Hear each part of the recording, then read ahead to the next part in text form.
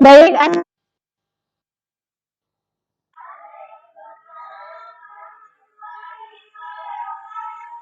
sebelum kita memasuki pembelajaran kita pada pagi hari ini, Ibu mempersilahkan untuk ketua kelasnya untuk menyiapkan teman-temannya untuk berdoa.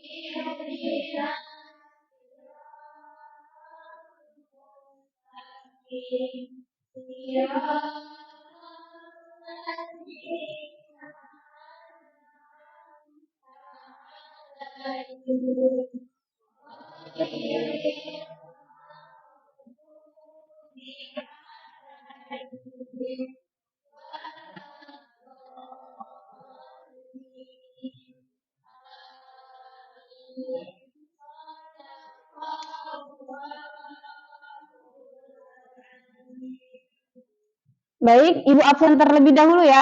Tapi sebelum Ibu absen, Ibu ingin kalian pada pagi hari ini menyebutkan quotes kalian pada hari ini.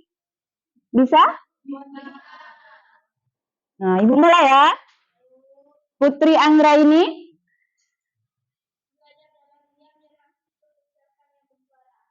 Rupaida,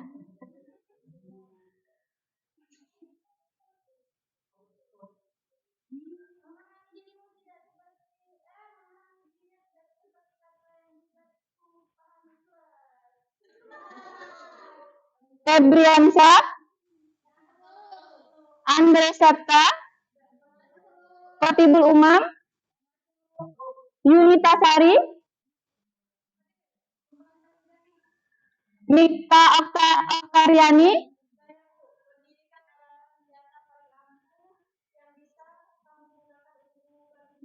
Intan Suryani,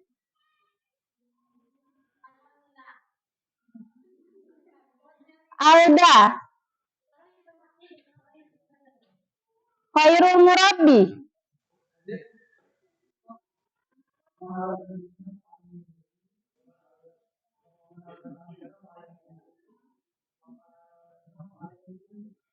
Cinta,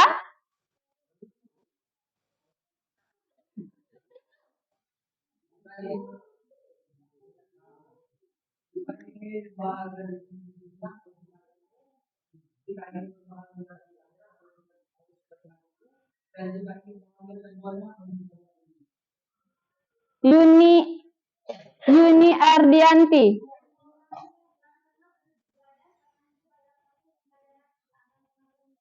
Sinta, Alpina Pandu Utami, Piramika,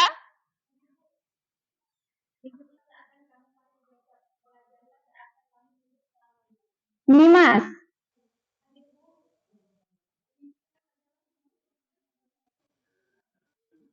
Nurul Desiska, Putri Andriani, Atta Mulyadi,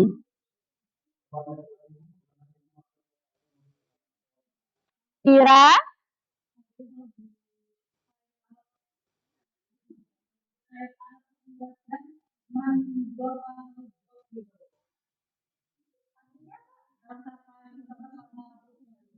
Aisyah, Poppy Sentia,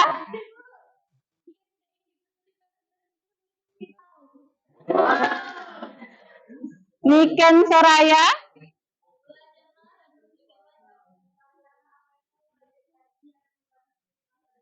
Perawati, Angga,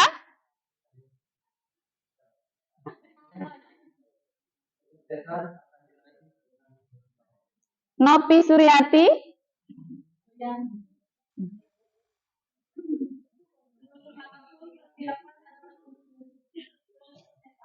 Epri. Wow, tepuk tangan untuk kita semua. Semoga apa yang kita inginkan serta cita-citakan dapat segera terwujud dan semoga kita semua menjadi generasi muda yang bermanfaat dan sukses tentunya. Amin amin ya rabbal alamin. Bagaimana? Udah siap untuk belajar pada pagi hari ini? Sehat semua?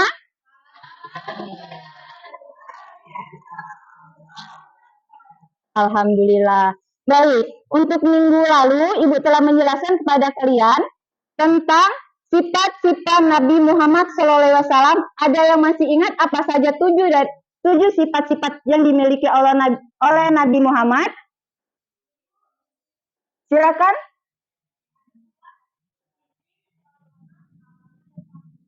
Baik, tepuk tangan untuk saudari Popi. Dari sifat-sifat itu kita telah mengetahui bahwa Nabi Muhammad SAW memiliki sifat-sifat yang begitu mulia. Semoga kita dapat menerapkan dalam kehidupan kita sehari-hari ya. Baik, untuk minggu ini kita akan mempelajari tentang materi menjauhi pergaulan bebas.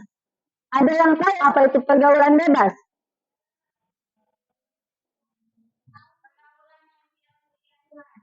Benar, ada yang tahu lagi apa pengertian pergaulan bebas?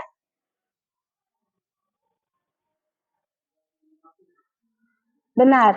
Sebelum kita memasuki lebih lanjut, apa pengertian dari pergaulan bebas?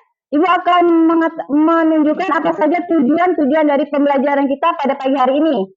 Tujuannya yang pertama, mengetahui pengertian apa itu pergaulan bebas. Yang kedua, apa dampak negatif dan positif dari pergaulan bebas. Yang ketiga, apa saja bentuk-bentuk dari pergaulan bebas. Yang keempat, faktor penyebab dari pergaulannya bebas. Yang kelima, cara mengatasi pergaulan bebas. Di sini Ibu ada dua gambar. Gambar yang pertama, ini gambar yang kedua. Siapa yang dapat membedakan antara dua gambar tersebut? Coba, Nurul.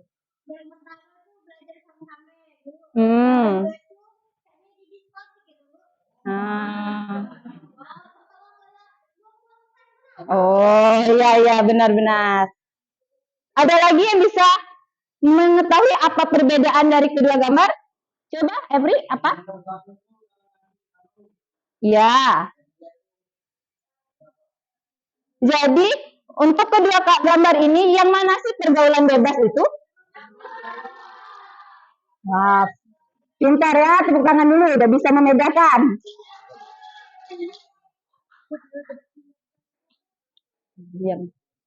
Selanjutnya, di sini Ibu akan menjelaskan pengertian dari pergaulan bebas.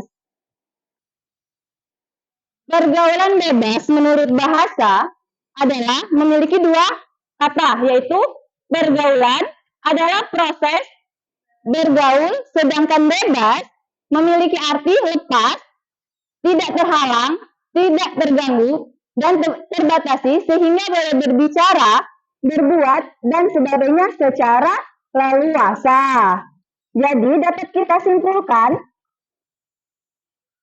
bahwa pergaulan bebas adalah tindakan sikap yang dilakukan oleh individu atau kelompok dengan tidak terkontrol dan dibatasi oleh aturan-aturan dan norma-norma yang berlaku. Di sini Ibu ingin nanya, pernah nggak ketemu dengan persoalan pergaulan bebas di lingkungan kalian? Contohnya apa coba? main slot. Ada lagi? Midun. Ada lagi? Pacaran. Ada lagi? Bunuh mayat. Ya, itu memang benar. Sebelum kita memasuki, kita harus mengetahui dampak negatif dan positif dari pergaulan bebas. Apa sih Bu dampak negatifnya? Kita masuk ya. Dampak positif dari pergaulan bebas, kita mengetahui norma-norma yang ada di masyarakat dan dapat bekerja sama antar individu atau kelompok sehingga mendapatkan kegiatan yang lebih bermanfaat. Contoh dampak positif di kalangan masyarakat kita dalam bentuk pergaulan bebas itu apa dampak negatifnya? Contohnya. Contoh dampak positif itu negatif. Dampak negatif.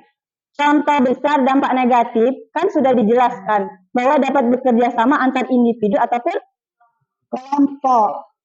Oh ya, maaf, positif maksudnya. Kelompok. Contohnya itu terorisme di desa-desa atau remaja-remaja masjid di desa. Tahu kan? Itu dampak yang positif atau dampak baik. Contohnya saja kan kita bisa lebih leluasa bekerja sama antara pemuda-pemuda untuk menciptakan bagaimana menciptakan masjid-masjid itu agar lebih dipakai dan lebih berguna di kalangan masyarakat. Selanjutnya, dampak negatif. Dampak negatif dari pergaulan bebas lebih mengarah kepada pergaulan bebas yang harus dihindari oleh masyarakat, khususnya remaja. Ibu pengen nanya, kalian ini udah remaja atau belum?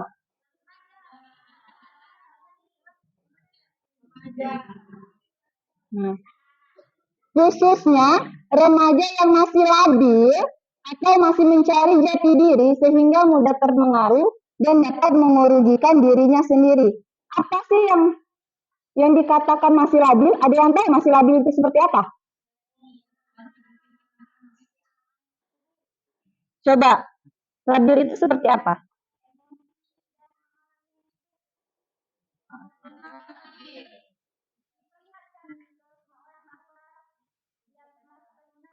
Nah, iya, masih labil itu ya nak, kita tuh belum bisa mendengarkan nasihat dari orang-orang sekitar. Contoh besar, misalnya ibunya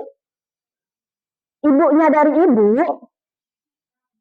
menjelaskan, nak sudah, jangan terlalu keseringan main. Tapi kita masih saja kekeh mau main terus. Nah, itu yang dinamakan masih labil. Baik, selanjutnya bentuk-bentuk pergaulan bebas. Tadi sudah banyak kan yang sudah menjelaskan bentuk-bentuk pergaulan bebas. Ada yang menyebutkan merokok. Kita masuk. Pas ini coba ibu pengen tanya, udah anak SMA mana mungkin belum merokok? Ya, yang merokok siapa? Tahu bungkus rokok? Di situ ada peringatan kan? Rokok membunuhmu. Tapi pernah waktu itu ibu terdengar dari telinga ibu ngomong gini, udahlah bu, kan merokok memang membunuhmu, tapi kan ujung-ujungnya nanti kita bakal mati, bener nggak? Iya memang benar, kita semuanya akan meninggal dunia. Tapi sebelum kita mati atau sebelum kita meninggal dunia, kita harus membuat diri kita ini sehat. Apa saja sih Bu dampak-dampak dari merokok pada remaja? Itu mengakibatkan masalah serius seperti penurunan proses penyembuhan luka, gangguan pernapasan seperti asma, dan pneumonia atau paru-paru basah. Apakah kamu ingin mendapat penyakit paru-paru basah? Maka dari itu, tolong jauhilah merokok. Selanjutnya, macam-macam penyakit akibat merokok selain ini, yaitu penyakit jantung koroner atau PJK, yang kedua gangguan pernapasan, yang ketiga penyakit mulut dan gigi, yang keempat kanker kerongkongan. Ya, itu memang benar. Kita sebagai remaja bisa kan membedakan antara cowok yang merokok sama tidak. Itu caranya seperti apa? Dari bibirnya. Bibirnya itu kenapa coba? Bukan. Itu mengakibatkan itu sehat atau tidak? Tidak. Tapi mengapa masih saja mau melakukan? Iya kan? Jadi, untuk khususnya para cowok, cintailah dirimu sendiri sebelum kalian mencintai orang lain. Ya? Baik, selanjutnya. Narkoba. Tahu apa narkoba? Tahu. Tahu? Menurut Ibnu Taimiyah rahimahullah berkata, narkoba sama halnya dengan zat yang memabukkan, diharamkan berdasarkan kesepakatan para ulama. Bahkan zat yang dapat menghilangkan akal haram untuk dikonsumsi walau tidak memabukkan. Majmun Al-Fatwa 34214. Apa saja sih Bu dampak dari narkoba? Tentunya banyak ya anak-anak. Dampak dari penggunaan narkoba itu dapat merusak organ tubuh seperti otak, jantung, paru-paru, dan hati. Selain itu juga, narkoba dapat menyebabkan gangguan mental seperti kecemasan, depresi, gangguan bipolar, kondisi jiwa yang membuat penderitanya mengalami perubahan emosi yang drastis dari manis atau sangat senang dan menjadi depresi atau sangat terpuruk. Pernah melihat gangguan dampak ini di sekitar lingkungan kalian? Pernah kan? Itu dapat disebabkan oleh gara-gara narkoba tadi. Itu namanya udah kecanduan tingkat parah atau tingkat tinggi. Baik, masuk selanjutnya.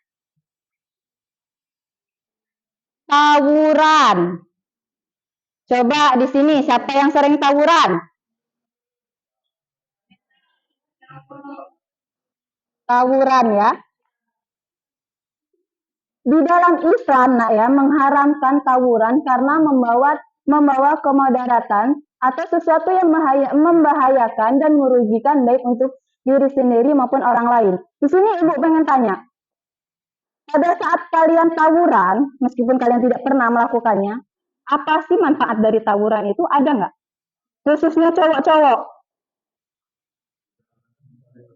Tidak ada kan? Tapi mengapa seringkali anak-anak itu suka melakukan tawuran? Apakah menurut dia tuh bisa dikatakan manusia yang hebat? Tidak kan?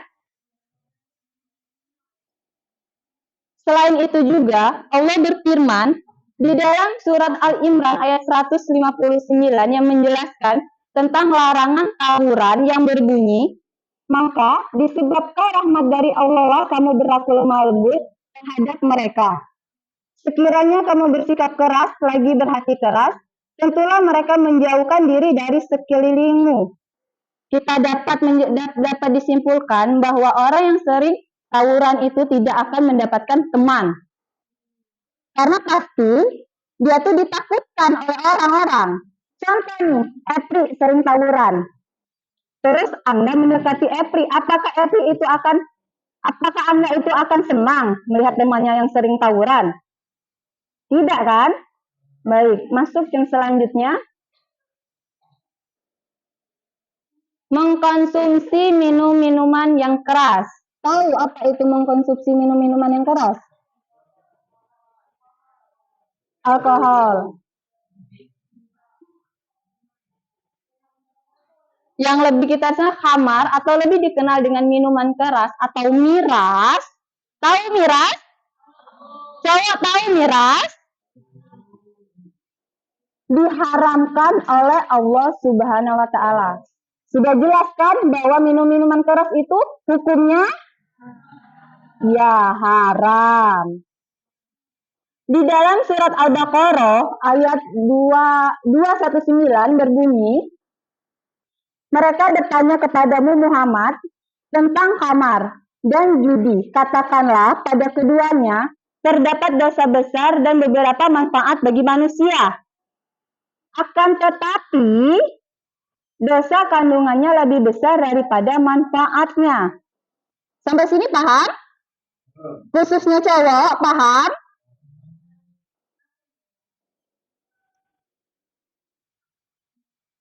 kita masuk dampak-dampak dari minum-minuman keras. Dampak kecanduan akibat minum-minuman yang keras dapat merusak otak. Otak siapa ini di sini yang mau rusak coba? Minum. Sulit berkonsentrasi, gangguan kesehatan, mudah terinfeksi, permasalahan pada jantung dan stroke, dan artimi atau detak jantung tidak beraturan. Pernah kejadian waktu itu ya di tempat ibu, waktu itu ada apa namanya tuh ya, ada hajatan, tahu kan hajatan?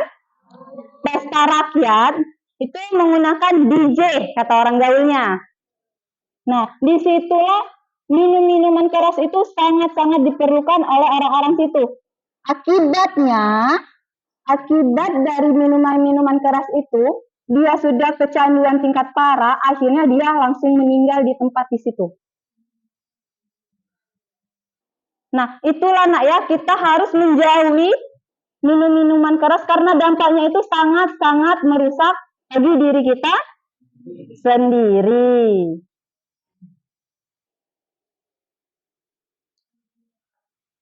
Yang selanjutnya, perzinahan. Tahu apa itu perzinahan? Tentu kalian tahu karena kalian sudah SMA. Perzinahan adalah perilaku yang dilarang oleh Islam.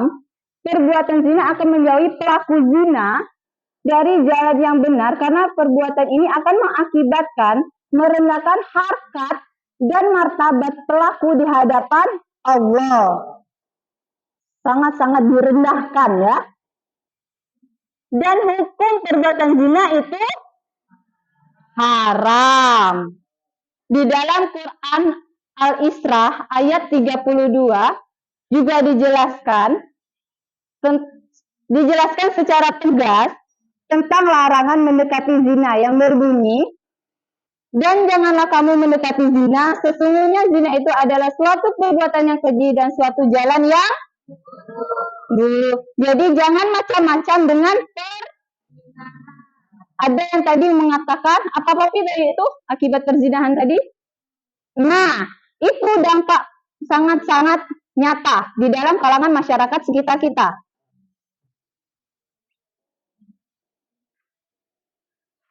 Dampak yang ditanggung pezina di dunia. Pasti setiap masalah itu, setiap kita melakukan sesuatu itu ada dampak positif serta dampak negatif. Yang pertama, hilangnya kewibawaan, kehormatan, martabat, dan harga dirinya. Yang kedua, menyebabkan kefakiran. Yang ketiga, memperpendek umur. Siapa di sini umurnya yang mau pendek? Tidak mau kan?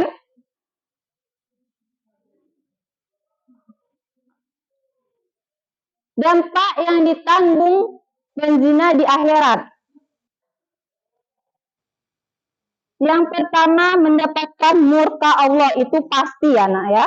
Sedangkan kita yang tidak mendekati hal-hal yang dilarang pun sering mendapatkan murka Allah, apalagi yang kita yang mendekatinya. Yang kedua, mendapatkan hisab yang buruk. Yang ketiga, mendapatkan siksa yang buruk pula. Sampai di sini dari dampak-dampak perzinahan, ada yang ingin mengajukan pertanyaan? Ada yang belum jelas? Ada yang belum jelas tentang sini, tentang dampak yang ditanggung pezina di dunia maupun di akhirat? Ibu anggap jelas ya.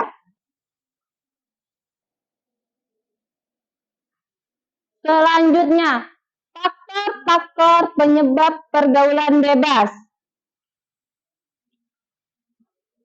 Faktor-faktor yang mempengaruhi pergaulan bebas, yang pertama itu kurangnya perhatian dari orang tua. Yang kedua, keadaan keluarga yang tidak stabil atau broken home. Yang ketiga, lingkungan setempat yang kurang.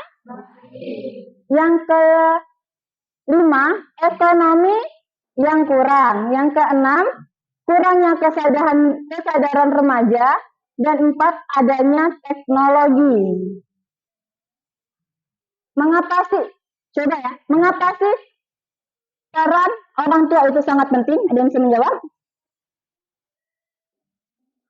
Coba yang bisa menjawab, tunjuk tangan. Peran orang tua itu sangat-sangatlah penting, nak. Karena di dalam keluarga, guru terbesar kita di dalam suatu rumah itu adalah, jika orang tua memberikan contoh yang tidak baik untuk anak-anaknya, pasti akan dituruti.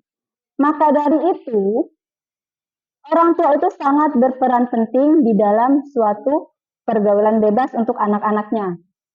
Keadaan keluarga yang tidak stabil, ya, ini sangat-sangat nyata. Karena di lingkungan ibu pun pernah terjadi seperti itu. Mama bapaknya cerai, dianya tinggal di tempat nenek, sehingga mengakibatkan dia tuh awalnya coba-coba melakukan narkoba, tapi ujung-ujungnya kecanduan juga. Nah, itulah dampak buruk dari orang tua, mohon maaf, orang tuanya itu berpisah. Lingkungan setempat yang kurang baik, tentu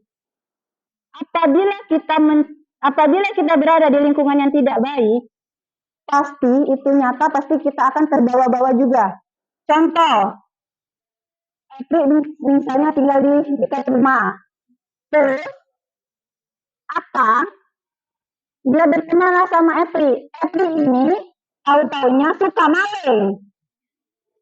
Akibat hasutan oleh Epri, sehingga membuat temannya Atang itu keikutan juga. Dan tapi ibu yakin nggak mungkin lah ya, jangan sampai jauhi itu.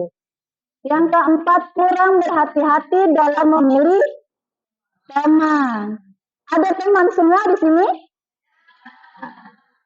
Coba, Siska, temannya di sini siapa?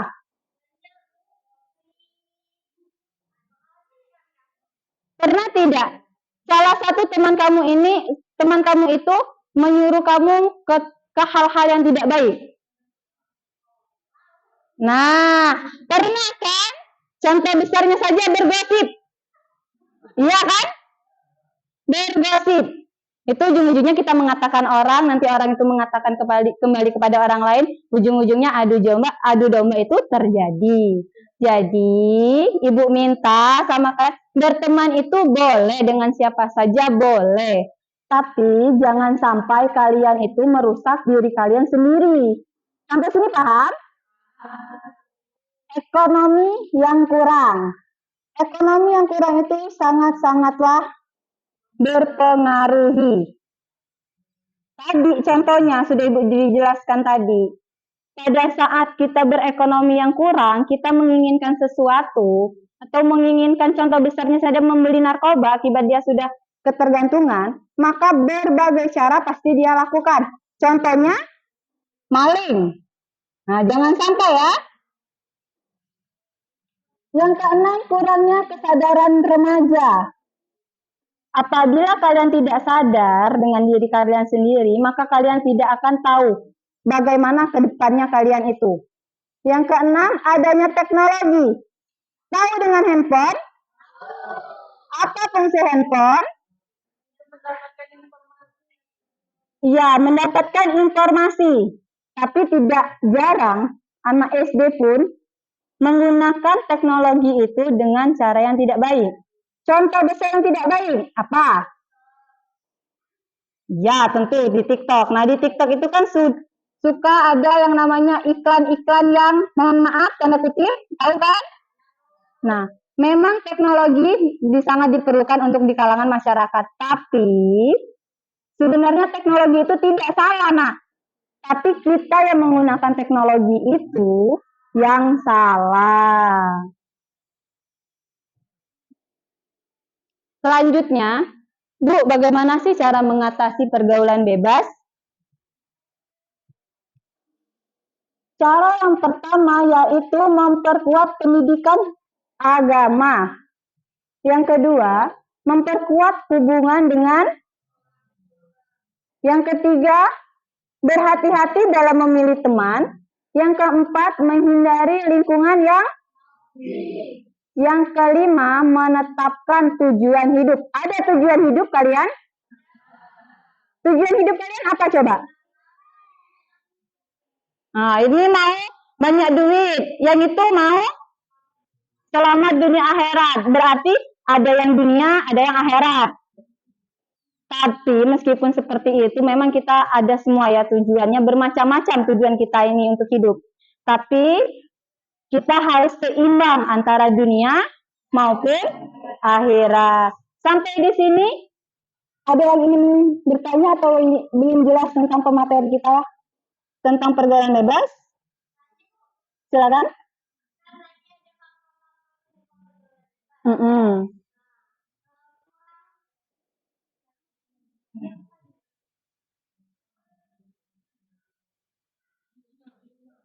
Apa tadi tuh? Faktor pergaulan bebas. Ya, silakan. Faktor pergaulan bebas.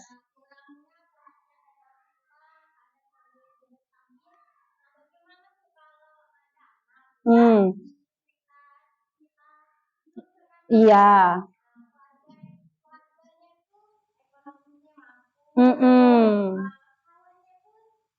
Baik, ya.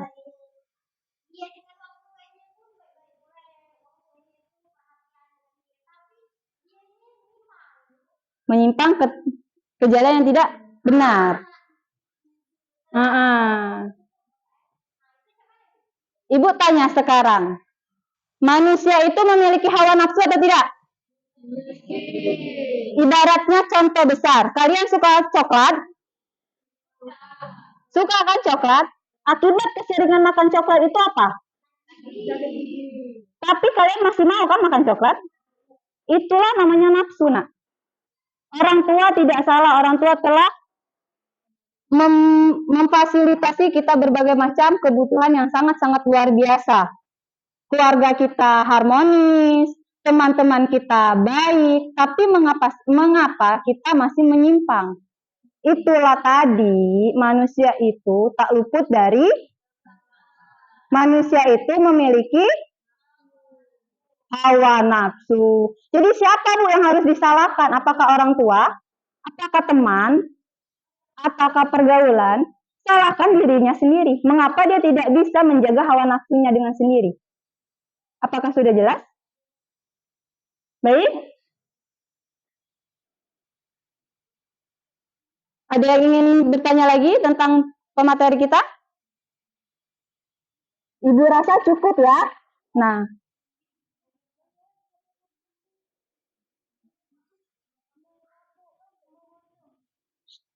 Baik.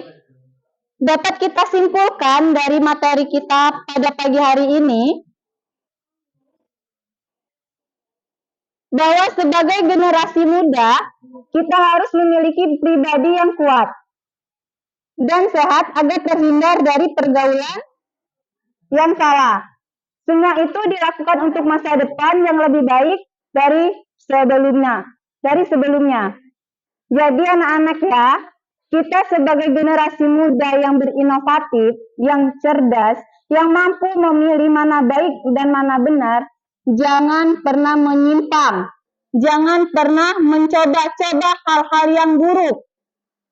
Paham? Baik, untuk tugasnya, untuk pertemuan minggu depan, Ibu memberikan tugas, yang tugasnya itu mencari dan menghafalkan satu hadis tentang larangan perbuatan zina, menjauhi perbuatan zina. Paham? Ya, mungkin itulah materi kita pada pagi hari ini. Ibu mohon maaf jika Ibu ada salah kata. Kita akhiri dengan mengucapkan Alhamdulillah. Alhamdulillah. Ibu akhiri, wassalamualaikum warahmatullahi wabarakatuh.